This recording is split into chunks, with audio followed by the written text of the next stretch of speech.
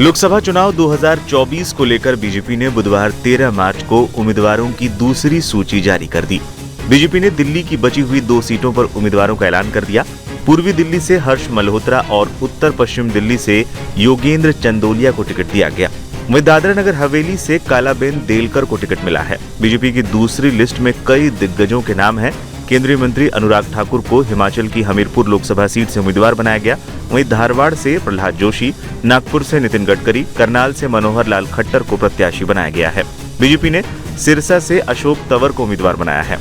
इस बीच बीजेपी की दूसरी लिस्ट पर परिवारवाद के आरोप लग रहे हैं। कांग्रेस नेता दिग्विजय सिंह ने बीजेपी पर परिवारवाद का आरोप लगाया है। दिग्विजय सिंह ने एक्स पर पोस्ट करते हुए एक फेसबुक पोस्ट का हवाला देते हुए 14 ऐसे नाम गिनाए जिन्हें टिकट मिला है। दिग्विजय सिंह ने नामों के आधार पर बीजेपी पर परिवारवाद का आरोप लगाया। पहले दिग्विजय सिंह ने लिस्ट लगाते हुए तंज कसा, ये परिवारवाद नहीं भाजपावाद है।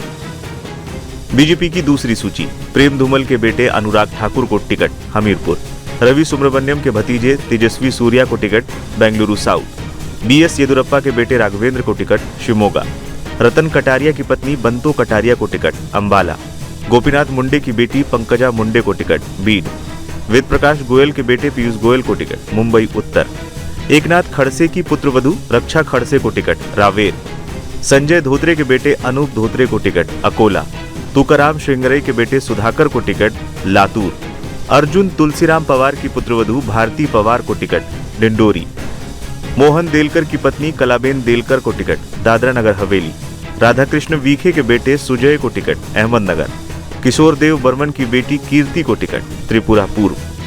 बता दें, हाल के दिनों में परिवारवाद के मुद्दे पर बीजेपी और विपक्ष आमने सामने हैं। हाल के दिनों में दोनों ही तरफ से जबरदस्त हमले तेज हुए हैं। पीएम मोदी ने हाल ही में बिहार से परिवारवाद के नाम पर विपक्ष पर तीखा हमला बोला था। साथियों, आजादी के बाद के दशकों में बिहार की एक बहुत बड़ी चुनौती रही है यहां से युवाओं का पलायन। जब बिहार में जंगल राज आया तो ये पलायन और ज्यादा बढ़ गया।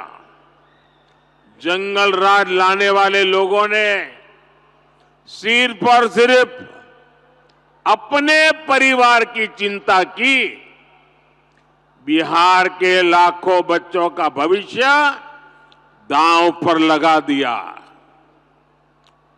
बिहार के मेरे नौजवान साथी दूसरे राज्यों के दूसरे शहरों में रोजी रोटी के लिए जाते रहे और यहां एक ही परिवार फलता फूलता रहा।